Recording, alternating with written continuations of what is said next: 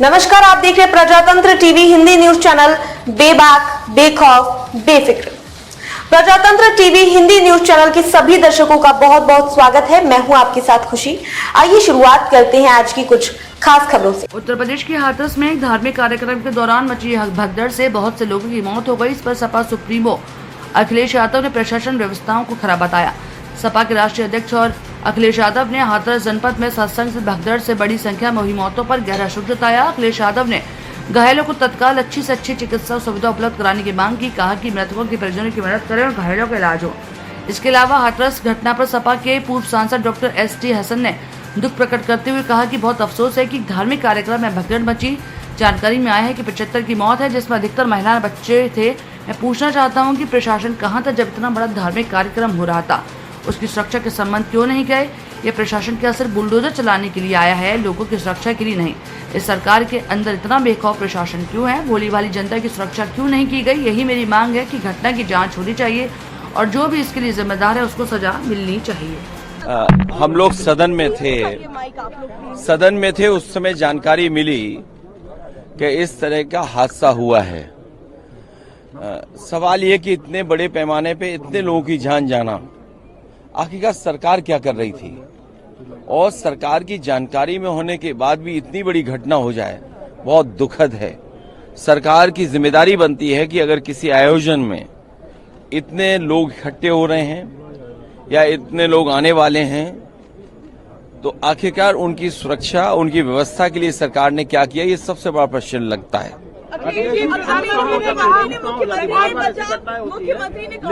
चूक कैसे हो जाती है? बार बार ऐसी घटना होती है। देखिए, जब तक आप किसी आयोजन पे शुरुआत में से लेकर के अंत तक ध्यान नहीं देंगे तो ऐसी घटना ही होंगी। इसके लिए जिम्मेदार अगर कोई है तो वहां सरकार जिम्मेदार है। मरने वालों की मदद हो, उनके परिवार के लोगों का पूरा इंतजाम हो। जो अगर घायल हैं, जिनको इलाज की जरूरत है, हमें उम्मीद है कि सरकार उनका इलाज अच्छा कराएगी। प्रधानमंत्री कह रहे हैं कि कांग्रेस पार्टी देखिए, ये आज जो भाषण में जो बात आनी चाहिए थी, 10 साल बाद भी किसान की हालत वैसे ही के वैसे हैं। किसान की आय दोगुनी कैसे होगी या किसान कैसे खुशहाल होगा, उस दिशा में सरकार का कोई स्पष्ट बात नहीं नजर आई कोई। देखिए, परजीवी बोला है कांग्रेस को। प्रधानमंत्री ने कहा है कि आप जो अलाइज हैं, इनकी वोट बेस लेकर कांग्रेस।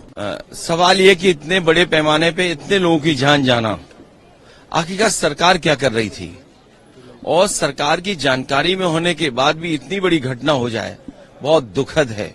सरकार की जिम्मेदारी बनती है कि अगर किसी आयोजन में इतने लोग इकट्ठे हो रहे हैं या इतने लोग आने वाले हैं, तो आखिरकार उनकी सुरक्षा, उनकी व्यवस्था के लिए सरकार ने क्या किया, ये सबसे बड़ा प्रश्न लगता है।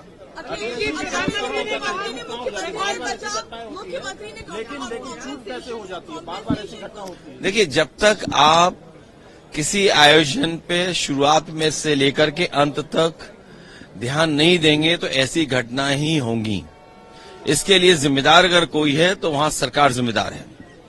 मरने वालों की मदद हो, उनके परिवार के लोगों का पूरा इंतजाम हो। जो अगर घायल हैं, जिनको इलाज की जरूरत है, हमें उम्मीद है कि सरकार उनका इलाज अच्छा कराएगी।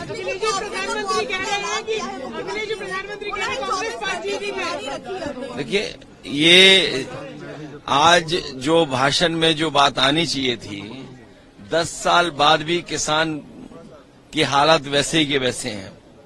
किसान की आय दोगुनी कैसे होगी या किसान कैसे खुशहाल होगा, उस दिशा में सरकार का कोई स्पष्ट बात नहीं नजर आई कोई। देखिए, परजीवी बोला है कांग्रेस को। प्रधानमंत्री ने कहा है कि आप जो अलाइज हैं, इनकी वोट बेस लेकर कांग्रेस जीवित है। देखिए, जो बालक बुद्धि बोले वो खुद बालक हैं। और राजनीति में बालक इसलिए हैं कि जब जनता चुन करके भेजती है तो उनके बारे में किसी को टिप्पणी नहीं करनी चाहिए। और बालक बुद्धि अगर कोई है तो सरकार में लोग होंगे जो अभी भी देश की समस्याओं को नहीं समझ पा रहे हैं। देश की जरूरत क्या है, बालक बुद्धि इसलिए कह रहे हैं कि आपका नीट से ध्यान हट जाए। अभी जो उत्तर प्रदेश में कॉपी बदलने का मामला आया पीसीएस का, वो आप संभालना